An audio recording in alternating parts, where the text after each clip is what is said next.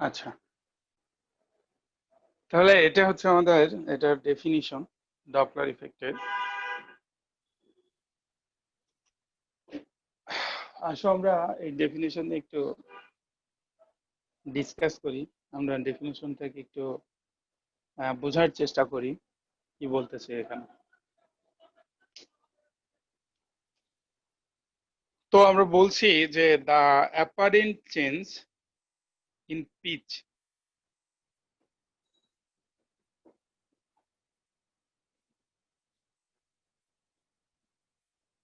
তাহলে আমরা জানি যে তোমার এই পিচ মানে হচ্ছে তীব্রতা বা শব্দের তীব্রতা, ঠিক আছে? তাহলে অ্যাপারেন্ট চেঞ্জ মিন্স যে চেঞ্জটা আমরা অনুভব করি, ফিল করি। হ্যাঁ, তাহলে আমরা যে চেঞ্জটা ফিল করতেছি কিসের, শব্দের তীব্রতার। হ্যাঁ, শব্দের তীব্রতার যে পরিবর্তন আমরা ফিল করি কিসের জন্য? Due to the relative motion between the source and the observer. তাহলে শব্দের উৎস এবং শ্রোতা এর মধ্যে আপেক্ষিক গতির জন্য, ঠিক আছে, আপেক্ষিক গতির জন্য যে অ্যাপারেন্ট চেঞ্জ আমরা অনুভব করে থাকি সেটাকে ডপলার ইফেক্ট বলে। তার মানে শব্দ শোনার হার, তীব্রতা, মানে শব্দ কখনো তো কম তীব্র কখনো বেশি তীব্র হয়, তাই না? একই শব্দ, সেটা বিভিন্ন সিচুয়েশনের উপরে। যেমন তোমার বাসার নিচে মাইক যদি বাজে তাহলে তুমি যে ডিস্টারবেন্সটা ফিল করো, মাইকটা যদি মনে করো আরো 10টা বাসা পরে গিয়ে বাজে তখন তো আর তোমার ওই ডিস্টারবেন্স হয় না। তাহলে ওইখানে শব্দের উৎস এর ইন্টেন্সিটি সেম আছে কিন্তু তোমার পর্যন্ত সেম ভাবে পৌঁছাচ্ছে না ফর ভেরিয়াস রিজন। তার মানে সেক্ষেত্রে তোমার তীব্রতাটা হ্রাস পাচ্ছে। হুম, তার মানে তুমি তীব্রতা কম শুনতেছো বা কিছু একটা। তো এই ধরনের ব্যাপারগুলোকে আমরা যে জিনিস দিয়ে আলোচনা করব সেটাকেই আমরা বলি হচ্ছে ডপলার ইফেক্ট। তাহলে ডপলার ইফেক্টকে যদি আমরা ডিটেলস বুঝতে চাই তাহলে আমাদের এই শব্দের উৎস এবং শব্দের শ্রোতা এই ব্যাপারটা আমাদের একটু ইন ডিটেলস বুঝতে হবে, ঠিক আছে? তাহলে আমরা এই জিনিসটাকে যদি একটু ইন ডিটেলস আলোচনা করতে থাকি, আলোচনা করতে চাই, তাহলে আমরা বুঝতে পারি যে কন্ডিশন হতে পারে চারটা, ঠিক আছে? প্রথমত কন্ডিশন হতে পারে চারটা, এরপরে সাব কন্ডিশন নিয়ে আমরা কথা বলবো এন্ড দেন তারপরে আমরা তাহলে জিনিসটা একটু বুঝতে পারবো। তাহলে কি কন্ডিশন হতে পারে আমরা সেটা একটু দেখি। আমরা বলছি যে তোমার কন্ডিশন এমন হতে পারে যে এটাকে আমি মনে করলাম হচ্ছে সোর্স, ঠিক আছে, শব্দের উৎস, এদিকে হচ্ছে অবজারভার। এখন কন্ডিশন ওয়ান হতে পারে যে দুইটাই স্থির আর কি, ঠিক আছে, সোর্সও রেস্টে আছে, অবজারভার রেস্টে আছে। তাহলে দুইটাই যদি স্থির থাকে তাহলে তাদের মধ্যে কি নাই, কোনো রিলেটিভ মোশন নাই, তাদের মধ্যে কি নাই, কোনো রিলেটিভ মোশন নাই, আপেক্ষিক গতি নাই। সো আপেক্ষিক গতি না থাকার কারণে এটা ডপলার ইফেক্টের দিয়ে আলোচনা করা হবে না। সো এটা ডপলার ইফেক্টের কন্ডিশনের মধ্যে পড়বে না। এরপরে আসো কন্ডিশন টু এরকম হতে পারে যে সোর্স রেস্টে আছে আর অবজারভার মোশনে আছে, ঠিক আছে, এটা হতে পারে। তো সেখানে কিন্তু রিলেটিভ মোশন আছে, সো দেয়ারফর এটা আলোচনা করা হবে। আবার এমন হতে পারে যে সোর্স মোশনে আছে আর অবজারভার হচ্ছে রেস্টে আছে, সেখানেও রিলেটিভ মোশন আছে, সো এখানেও আলোচনা করা যাবে। অ্যান্ড ফাইনালি এমন হতে পারে যে সোর্স মোশনে আছে এবং অবজারভারও মোশনে আছে কিন্তু তাদের মোশন পার্থক্য থাকতে পারে, সো সেটা দেয়ারফর সেখানেও রিলেটিভ মোশন থাকতে পারে এবং তার মানে সেখানেও আমরা ডপলার ইফেক্ট আলোচনা করতে পারি। এখন আমরা একটু স্টেপ বাই স্টেপ ডিটেলস জিনিসটা বোঝার চেষ্টা করি। আমরা প্রথমে বলছি যে সোর্স হচ্ছে রেস্টে আছে, অবজারভার হচ্ছে মোশনে আছে। এটা আমরা যদি এক্সাম্পল আকারে বলতে চাই তাহলে মনে করো মসজিদে আজান হচ্ছে, ঠিক আছে? তো মসজিদ তো আর মুভ করে না, মুভেবল না, এক জায়গায় স্থির আছে উইথ রেসপেক্ট টু আর্থ। কারণ আমরা যদি বৃহৎ চিন্তা করি তাহলে তো বলবো মুভ করে, আর্থ তো মুভ করে, সেই হিসাবে তো বলতেছি না। তো পৃথিবী হিসাবে কি মনে করো কোন একটা পার্টিকুলার মসজিদকে আমরা স্থির ধরতে পারি, এবং সেই মসজিদে ধরো আজান হচ্ছে, তাহলে আজান হচ্ছে মানে শব্দ উৎপন্ন হচ্ছে এবং সেই শব্দটা কি আছে, স্থির আছে। এখন যে শ্রোতা উৎস, সরি অবজারভার, যে শ্রোতা, যে সে গতিশীল থাকতেই পারে। মনে করো তুমি আইদার মসজিদের দিকে আসতেছো অথবা মসজিদ থেকে দূরে চলে যাচ্ছ, তাহলে তোমার এই মোশনটা উইথ রেসপেক্ট টু শব্দের উৎস দুই রকম হতে পারে। যে শব্দের উৎসের দিকে হতে পারে, শব্দের উৎস থেকে বিপরীত দিকে হতে পারে। তার মানে মোশনটা এরকম হতে পারে যে উৎসের দিকে অথবা উৎস থেকে বিপরীত দিকে। তাহলে দেখা যাচ্ছে যে এই কন্ডিশনের দুইটা সাব কন্ডিশন আমরা পাচ্ছি, যে সব অবজারভার রেস্ট সোর্সের দিকে যেতে পারবে, ঠিক আছে, অথবা রেস্ট সোর্স থেকে দূরে যেতে পারে। তাহলে তুমি ন্যাচারালি বুঝতে পারতেছো যে তুমি যখন সোর্সের দিকে যাবা তখন আস্তে আস্তে শব্দের তীব্রতা বাড়তে থাকবে ন্যাচারালি, এবং তুমি যখন সোর্স থেকে দূরে যাবা তখন কি হবে, আস্তে আস্তে শব্দের তীব্রতা কমতে থাকবে। তাহলে এই জিনিসটা আমরা এখানে আলোচনা করব, যেটা আমাদের বেসিক্যালি কন্ডিশন ওয়ান, কারণ ফার্স্ট কন্ডিশন যেহেতু ভ্যালিড না, সো এটাই আমাদের ফার্স্ট কন্ডিশন। সো এটা আমরা ফার্স্ট কন্ডিশনের দুইটা সাব কন্ডিশন আর কি। এরপরে এসো এক্সাম কন্ডিশন টু বা এখানে থ্রি, যাই হোক, সেখানে আমরা বলছি সোর্স মোশনে আছে, অবজারভার রেস্টে আছে।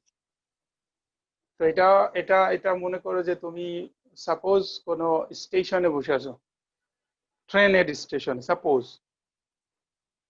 তো সেক্ষেত্রে ট্রেন আসতেছে স্টেশনের দিকে অথবা স্টেশন থেকে ট্রেন ছেড়ে যাচ্ছে, তাহলে সেখানেও কিন্তু দুইটা সাব কন্ডিশন থাকতে পারে, যে সোর্সের যে মোশন, সেই মোশন অবজারভারের দিকে হতে পারে। মনে করো যে তুমি স্টেশনে বসে আছো, ট্রেন আসলো দূরে থেকে, তার মানে কি প্রথমে কম শব্দ, আস্তে আস্তে বেশি শব্দ, একসময় অনেক শব্দ শুনবা। আবার এমন হতে পারে যে তুমি বসেই আছো, ট্রেনটা স্টেশন থেকে ছেড়ে গেল, তার মানে কি প্রথমে মনে করো অনেক বেশি শব্দ এবং আস্তে আস্তে কি কম শব্দ শুনবে, ঠিক আছে না? তাহলে এইখানেও দুইটা সাব কন্ডিশন আসতেছে, যেখানে সোর্স হচ্ছে মোশনে আছে, অবজারভার রেস্টে আছে। এরপরে আসো পরবর্তী কন্ডিশন যেটা, সেখানে আমরা বলছি যে তোমার সোর্সও মোশনে আছে, অবজারভারও মোশনে আছে, দুইটাই গতিশীল, কিন্তু অবশ্যই তাদের গতির পার্থক্য আছে। গতির পার্থক্য না থাকলে কি হবে না, রিলেটিভ মোশন থাকবে না। তাহলে আমরা জানি যে দুইটা বস্তুর গতি যদি সেম হয় তাহলে তাদের একে অপরের সাপেক্ষে আপেক্ষিক গতি শূন্য হয়ে যায়। তাহলে অবশ্যই গতি থাকলেও গতির পার্থক্য আছে, ঠিক আছে? তার মানে এখন মনে করো যে তোমার এটার অবস্থানও দুই রকম হতে পারে, ঠিক আছে? যেমন মনে করো যে তোমার সোর্স সোর্স মনে করো যে তোমার যেদিকে যাচ্ছে, এদিকে যাচ্ছে মনে করো সোর্স, আর অবজারভার এদিকে আসতেছে, এটা একটা কন্ডিশন হতে পারে। সোর্স এদিকে আসতেছে, অবজারভার এদিকে আসতেছে, তার মানে সময়ের সাপেক্ষে তারা একে অপরের কাছাকাছি আসতেছে। যত সময় যাচ্ছে তারা একে অপরের কি হচ্ছে, কাছাকাছি আসতেছে। তাহলে সেক্ষেত্রে ন্যাচারালি প্রথমে শব্দ কম এবং যত কাছাকাছি আসবে শব্দ বেশি শুনতে পারবে। আবার উল্টা হতে পারে যে দুইটাই গতিতে আছে কিন্তু সময়ের সাপেক্ষে একে অপরের বিপরীত দিকে চলে যাচ্ছে, ঠিক আছে? একে অপরের বিপরীত দিকে চলে যাচ্ছে, এ এদিকে যাচ্ছে, এ এদিকে যাচ্ছে। তাহলে সেক্ষেত্রে কি হবে, সেক্ষেত্রে তোমার সময়ের সাথে সাথে শব্দের তীব্রতা কমতে থাকবে, ঠিক আছে? সো এই হলো টোটাল 6টা কন্ডিশন, 3টা কন্ডিশনে 2টা করে সাব কন্ডিশন, 6টা। এখন এইটার কালকে আমি পড়াচ্ছিলাম, তো একটা স্টুডেন্ট অনেক সুন্দর কোশ্চেন করছে, এলো যে স্যার যদি এমন হয় যে দুইটাই একই দিকে যাচ্ছে, দুইটাই মোশনে আছে এবং দুইটাই একই দিকে যাচ্ছে, তাহলে কি হবে? আমরা তো সেটা বলি নাই, সব সময় বলছি এ এদিকে গেলে এদিকে, দ্যাট ইজ কাছাকাছি, আবার এ ওদিকে গেলে ওদিকে, দুইটা বিপরীত দিকে, তখন দুটো দূরে চলে যাচ্ছে। আলটিমেটলি ডিরেকশন তো অপোজিট থাকতেছে সোর্স এবং অবজারভারে। কিন্তু যদি সোর্স এবং অবজারভার সেম ডিরেকশনে হয়, তাহলে কি হবে? মনে করো সোর্সও মোশনে আছে, অবজারভারও মোশনে আছে এবং সেম ডিরেকশনে যাচ্ছে। আসলে বেসিক্যালি এটা এই আমাদের উপরের কন্ডিশন গুলোতেই চলে আসতেছে। মানে যদি এমন হয় যে সোর্স, ন্যাচারালি সোর্সের গতিবেগ তো অবজারভারের চেয়ে অনেক বেশি থাকে। তো যদি এমন হয় যে সোর্স অনেক বেশি গতিতে চলে যাচ্ছে, তাহলে তখন সোর্সের সাপেক্ষে অবজারভারের গতিটাকে নেগলেক্ট করে অবজারভারকে রেস্ট ধরা হয়। মনে করো তুমি রিক্সায় যাচ্ছ, পাশ দিয়ে একটা মাইক্রো বের হয়ে চলে গেল, তাহলে মাইক্রোর সাপেক্ষে তুমি স্থিরই ধরা হবে তখন রেস্টে। তার মানে তখন এই কন্ডিশনে চলে যাবে যে observer is at rest, source in motion. এখন কোন দিকে গেল সেটা দেখতে হবে আর কি, তোমার দিকে আসলো নাকি তোমার দিক থেকে গেল। সো এটা ওই কন্ডিশনের মধ্যে আলোচনা হয়ে যাবে, ঠিক আছে? তাই এই কন্ডিশনের অস্তিত্ব নাই। তো বেসিক্যালি তাহলে আমাদের হচ্ছে এই 6টা কন্ডিশন, এবং এই 6টা কন্ডিশনের উপরে আমাদের যে এই শব্দের তীব্রতার বাড়া অথবা কমা যে ব্যাপারটা, আমরা সেটাকে একটু ম্যাথমেটিক্যালি এক্সপ্লেইন করবো এখন। তো তোমরা কন্ডিশন গুলো বুঝছো কিনা সেটা একটু শোনা যাক তোমাদের কাছ থেকে।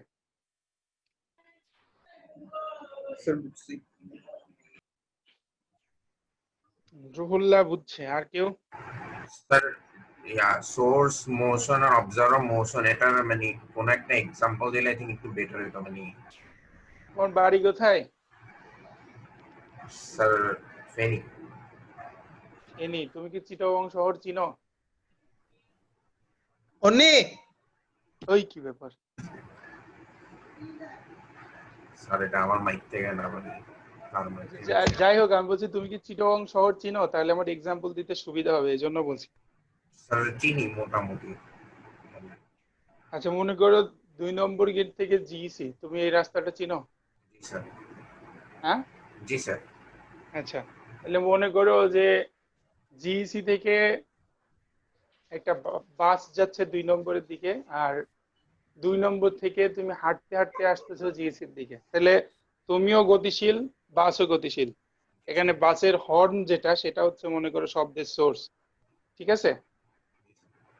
এখন গেলে কি হবে, যে যতক্ষণ না তোমরা মিট করতেছো ততক্ষণ তোমরা একে অপরের দিকে আসতেছো। মনে করো মাঝপথে কোথাও একটা, সাপোজ লর্ড সিনের ওখানে তোমাদের সাক্ষাৎ হলো বাসের সাথে তোমার, সাপোজ, অথবা আরো অন্য কোথাও, বাস তো দ্রুত আসবে, হয়তো তুমি অত দূর যাওনি, তো কোথাও এক জায়গায় সাক্ষাৎ হলো। তাহলে এই সাক্ষাৎ হওয়ার আগ মুহূর্ত পর্যন্ত তোমার গতিবেগ এবং বাসের গতিবেগ ছিল একে অপরের দিকে, টুয়ার্ডস ওয়ান অ্যানাদার। ফার্স্ট যেটা আমরা বললাম যে সে এদিকে যাচ্ছে, তুমি এদিকে যাচ্ছ। এরপরে যখন ক্রস করে যাবে, তখন বাস চলে যাচ্ছে 2 নম্বরের দিকে আর তুমি চলে আসতেছো জিসির দিকে, তখন হয়ে যাবে কি একে অপরের বিপরীত দিকে, ঠিক আছে না? এটার কথা বলছি আর কি, বুঝা যায়? জি স্যার। জি স্যার। আচ্ছা, thank you sir. Okay. Sir হ্যাঁ বলো।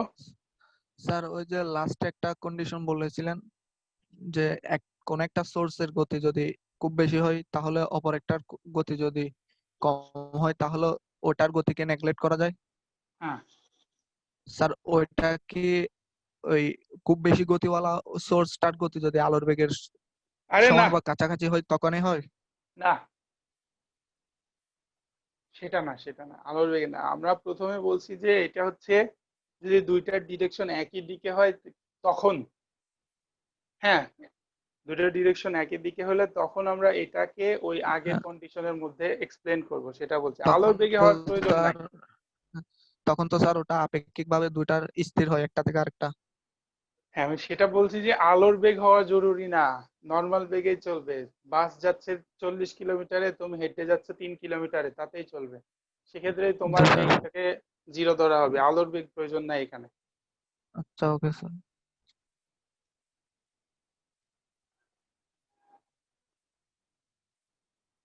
আচ্ছা, তাহলে আমরা এখন এই একটা কন্ডিশন, আচ্ছা প্রথম কথা হলো আমি কিন্তু সবগুলো করাবো না, ঠিক আছে? আমি সব ডিটেলস আলোচনা করছি যাতে তোমরা বুঝতে পারো। আমি একটা দুইটা করাই দিব, বাকি পিডিএফ দিয়ে দিছি, দেখে দেখে সবাই করে ফেলবা। এটা হচ্ছে তোমাদের হোমওয়ার্ক। এবং আমি কিন্তু নেক্সট দিনই এখান থেকে কিছু ম্যাথমেটিক্যাল প্রবলেম তোমাদের করতে দিব, আর যেগুলা ওই পিডিএফ এর মধ্যেই আছে, যাতে আমি দেখবো যে তোমরা ইয়ে করছো কিনা। কারণ মনে রাখবে, সপ্তাহে একদিন ক্লাস 3 ঘন্টা, কিন্তু তোমার কাছে কিন্তু 24 আওয়ার্সে 3 ঘন্টা, মানে 7 দিন আছে, তাই না? এবং তোমার আমার কথা অনুযায়ীও যদি 3 ঘন্টা করেও পড়ো আর কি, ঠিক আছে? আর সেক্ষেত্রে কিন্তু তুমি সপ্তাহে 21 ঘন্টা সময় পাচ্ছ, এবং দ্যাট ইজ এনাফ যদি তুমি নিয়মিত পড়ো, ঠিক আছে? আমি এই জন্য তোমাকে এগুলো দেখতে হবে, পড়তে হবে, আর বুঝলে তো খুব ইজি। তাহলে আসো আমরা একটু বোঝার চেষ্টা করি, আসলে বুঝতে পারি কিনা দেখি, বোঝার চেষ্টা করি। সো আমরা প্রথমেই যে কন্ডিশনটা আলোচনা করতে চাচ্ছি, সেটা আমরা বলছি যে তোমার observer at rest, source in motion, ঠিক আছে? তাহলে আমরা বলছি যে অবজারভার হচ্ছে স্থির আছে, রেস্টে আছে, এবং সোর্স গতিশীল আছে। সো অবজারভার হচ্ছে রেস্ট এবং সোর্স হচ্ছে মোশনে আছে, ঠিক আছে? এই হলো ঘটনা। এখন তাহলে এদের দুটো কন্ডিশন ছিল, আমরা দেখছিলাম যে একে অপরের দিকে যেতে পারে, একে অপরের বিপরীত দিকে যেতে পারে। মানে সোর্স যেহেতু মোশনে আছে, তো সোর্স অবজারভারের দিকে যেতে পারে এবং অবজারভার থেকে বিপরীত দিকেও যেতে পারে। তো আমরা প্রথমে মনে করতেছি যে সোর্স যাচ্ছে অবজারভারের দিকে, ঠিক আছে? তাহলে এটা হচ্ছে অবজারভার, এটা হচ্ছে সোর্স, ঠিক আছে? তাহলে আমরা ধরে নিলাম যে সোর্স থেকে, এইটা হচ্ছে শব্দ,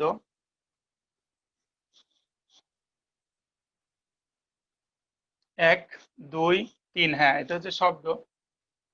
তো শব্দ যাচ্ছে সোর্স থেকে অবজারভারের দিকে, অবজারভার রেস্টে আছে, সোর্স মোশনে আছে।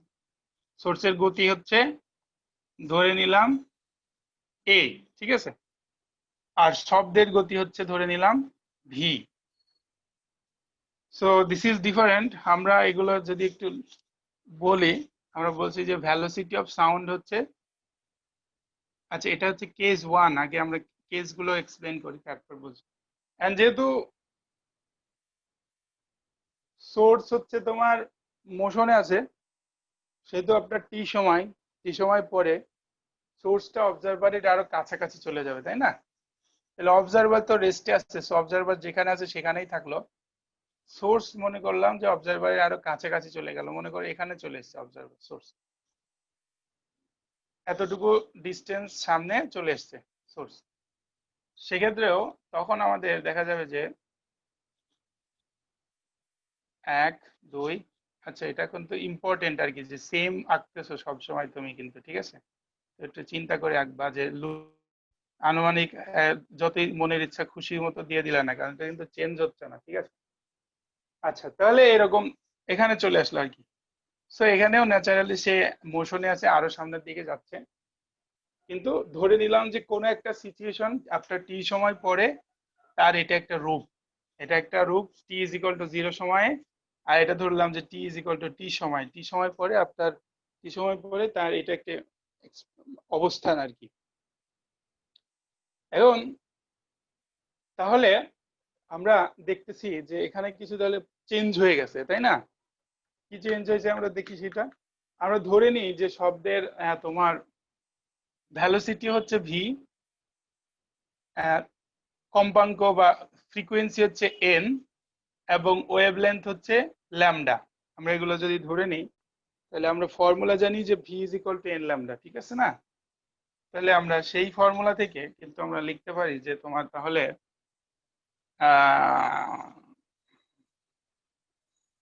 তাহলে আমরা লিখতে পারি যে N is equal to V by lambda. এটা আমাদের মনে করো যে 1 নম্বর ইকুয়েশন। আমরা প্রথম কন্ডিশনের জন্যই কিন্তু এটা লিখছি যে n is equal to V by lambda,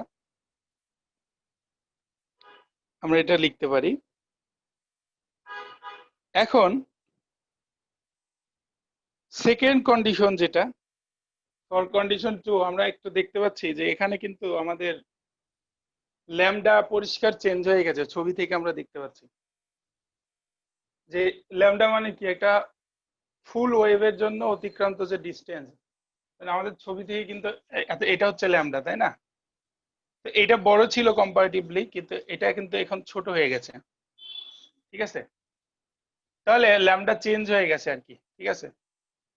তাহলে আমরা এখানে যদি ল্যামডা বলি, তাহলে আমরা ধরে নিচ্ছি এখানে আমরা মনে করি বলতেছি এটা ল্যামডা প্রাইম, সাপোজ এটা ল্যামডা প্রাইম। সো এটা যদি ল্যামডা প্রাইম হয়, এটা যদি ল্যামডা প্রাইম হয়, তাহলে এটাকে আমরা তখন এন প্রাইম বলতেছি, ঠিক আছে, ফ্রিকোয়েন্সিকে। কারণ শব্দের গতিবেগ ভি যেটা, সেটা তো ফিক্সড, নির্দিষ্ট, তাহলে সেটা চেঞ্জ হচ্ছে না। যেহেতু এটা চেঞ্জ হচ্ছে, সেহেতু এই নির্দিষ্ট একটা জিনিসকে কম জিনিস দিয়ে ভাগ করলে হয়তো ভাগফল বেশি হয়ে যাবে। সো এটা এন প্রাইম হচ্ছে। তাহলে বেসিক্যালি আমাদের এই কন্ডিশন 2 এর জন্য আমাদের এক্সপ্রেশনটা আসলে যে N prime is equal to V by lambda prime, ঠিক আছে? এখন আমরা এই ল্যামডা প্রাইমের মানটা এই ফিগার দুইটা থেকে একটু বের করতে চাচ্ছি, এবং সেই মানটা আমরা ইকুয়েশনে বসাতে যাব। তাহলে আমরা একটু দেখি যে ল্যামডা প্রাইমের মানটা আমরা ইকুয়েশন ফিগার গুলো থেকে আমরা কিভাবে আমরা বের করতে পারি, ঠিক আছে? তাহলে দেখো যে ল্যামডা বা ল্যামডা প্রাইম যে জিনিস, এটা হচ্ছে বেসিক্যালি আমাদের ওয়েভলেন্থ, এবং সেটার ইউনিট হচ্ছে মিটার, আমরা সেটা খুব ভালো করে জানি। তাহলে আমরা কিন্তু মনে করো লিখতে পারি এরকম যে তোমার lambda is equal to V by N, এটা তো আমরা লিখি সব সময়, তাই না? কিন্তু আমরা এখন মনে করে লিখতে পারি যে lambda prime is equal to V minus A by N, এটা লিখতে পারি। একটু চিন্তা করে দেখো,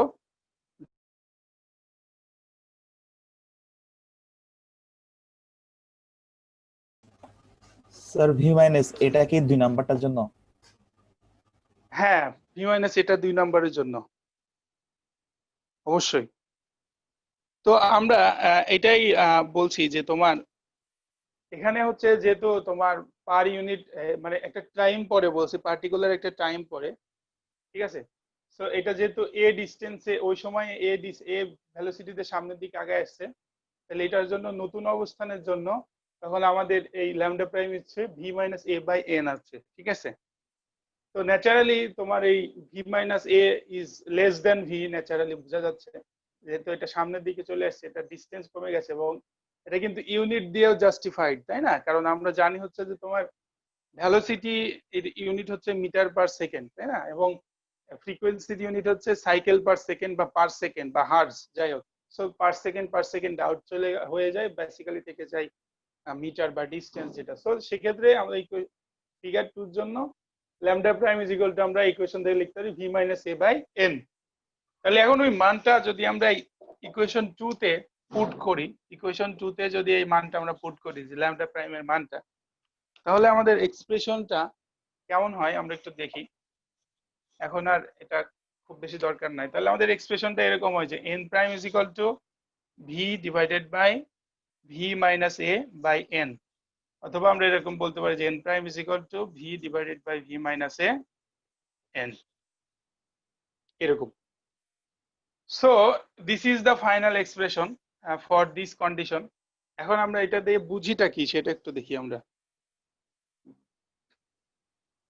এখন আমরা কি বুঝি, দেখো যদি আমরা ইয়ে করি,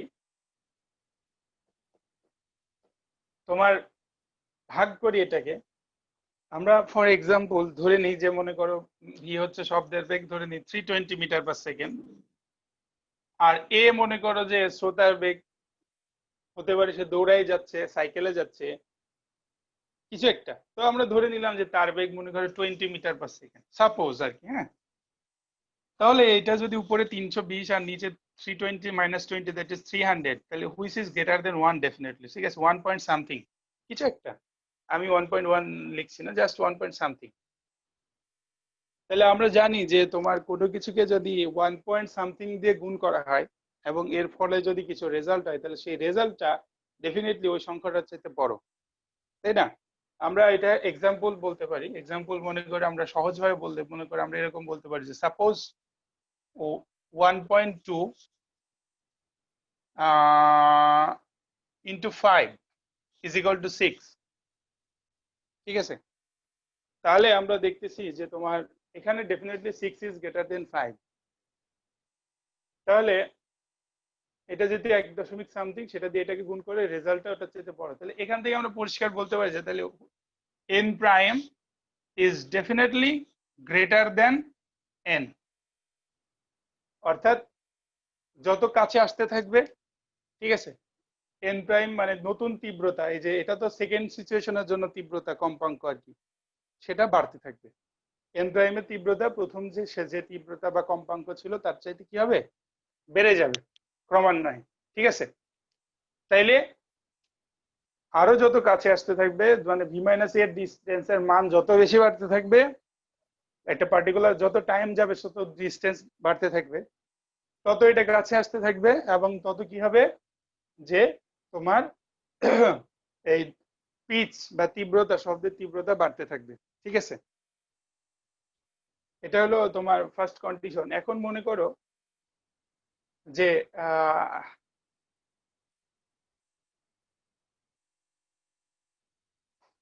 তোমার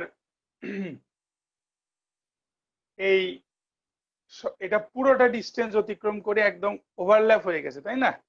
সো ওভারল্যাপ হওয়ার আগ মুহূর্ত পর্যন্ত কিন্তু আমরা শব্দটাকে আইডেন্টিফাই করব, কারণ ততক্ষণ রিলেটিভ মোশন থাকবে। যখন একদম পাশাপাশি তখন তো শব্দের একদম পিক স্টেজ, এটাকে আমরা ইনফাইনাইট লেভেল বলবো, কারণ এটা ভি মাইনাস ভি হয়ে গেলে জিরো হয়ে যাবে, আলটিমেটলি ইনফাইনাইট লেভেল বলবো আমরা এটাকে।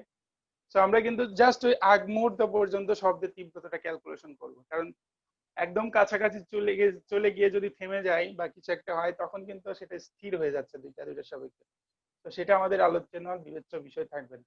তাহলে আমাদের এখান থেকে যে ফাইন্ডিংস, সেই ফাইন্ডিংস হলো যে যত কাছে আসতে থাকবে কি হবে, তত শব্দের তীব্রতা বাড়তে থাকবে। এখন আমরা এটার যে আরেকটা কন্ডিশন ছিল, অর্থাৎ যেটা যে ছিল যে এটা যদি উল্টা দিকে যায়, ঠিক আছে, তাহলে সেখানে কি হবে? তাহলে আমি ওই ছবিগুলো আর ডিটেলস না আঁকছি, মনে করো আমাদের এখানে এস ছিল, ঠিক আছে, আর নতুন এস হচ্ছিল মনে করো সাপোজ এখানে এরকম, তাহলে এটা আরো অনেক বড় হতো, ঠিক আছে না? এবং সেক্ষেত্রে তোমার কি যে এখানে তোমার ভি প্লাস এ হতো, এখানে মানে ভি প্লাস এ হতো ন্যাচারালি, এখানে ভি প্লাস এ হতো ন্যাচারালি, এখানেও ভি প্লাস এ হতো। তাহলে এখন ভি প্লাস এ হলে কি হতো, উপরে হতো 320, নিচে হতো 340, তাহলে which is less then 1 point something, ঠিক আছে?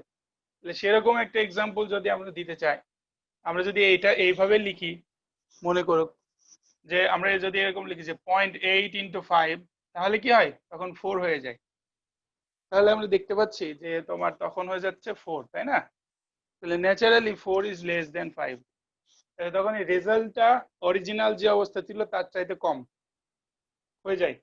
তাহলে সেই ক্ষেত্রে তখন কি হতো, তখন তোমার এই যে এন প্রাইম যেটা, সেটা হয়ে যেত লেস দেন এন, অর্থাৎ যত দূরে যাবে শব্দের তীব্রতাটা তত কমতে থাকতো। তাহলে ঠিক আছে, তাহলে এইভাবে কিন্তু আমরা এই জিনিসটাকে ম্যাথমেটিক্যালি এক্সপ্লেন করতে পারি। এবং তোমাকে কিন্তু পরীক্ষাতে হয়তো তোমার ম্যাথমেটিক্যাল ডেরিভেশন না দিয়ে ডাইরেক্ট ম্যাথমেটিক্যাল প্রবলেম দিতে পারে, তো সেক্ষেত্রে তোমার কাছে যাচ্ছে না দূরে যাচ্ছে এটার উপরে ভি প্লাস দিবা না ভি মাইনাস দিবা, সেটা কিন্তু তোমাকে চিন্তা করতে হবে, ঠিক আছে? এবং সেই জন্য তোমাকে এই জিনিসটা বুঝতে হবে, আত্মস্থ করতে হবে যে কোন দিকে গেলে কিরকম হচ্ছে, এবং সেইভাবেই তুমি এই ফর্মুলাগুলোকে অ্যাপ্লাই করতে পারবে, এবং তার মাধ্যমে কিন্তু তুমি এটাকে কি করতে পারবা, সলভ করতে পারবে, সমাধান করতে পারবা।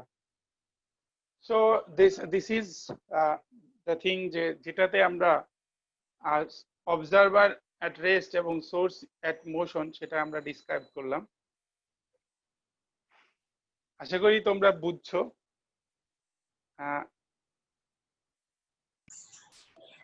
Sir V plus V minus এর ব্যাপারটা স্যার একটু বলুন।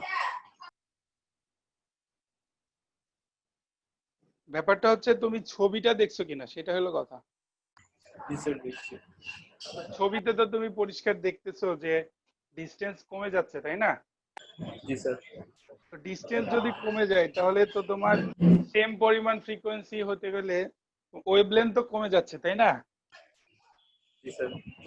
ওয়েভলেন্থ যদি কমতে হয় তাহলে মনে করো ল্যামডা ইজ ইকুয়াল টু যদি ভি বাই এন হয়, তাহলে ল্যামডা প্রাইম যেটার মান আর কি কম, সেটার জন্য তো উপরের মানটা কম হইতে হবে, ঠিক কি না? জি স্যার। আমি তোমাকে আর একটু সহজভাবে বলি। মনে করো আমার রেজাল্ট হচ্ছে মনে করো 5 এবং ভাগফলটা আছে এরকম যে 20/4। এখন মনে করো আমার রেজাল্ট হওয়ার কথা কম আর একটু, তাহলে উপরের মানটা কম হইতে হবে, তাই না? 20 নিচে যদি 4টা নির্দিষ্ট থাকে তাহলে উপরেরটা কম হইতে হবে। আমি মনে করি রেজাল্ট হচ্ছে 4, তাহলে উপরেরটা কি হইতে হবে 20 - 4/4 এরকম হলে হবে, মানে 16/4 হলে হবে, ঠিক কি না? জি স্যার।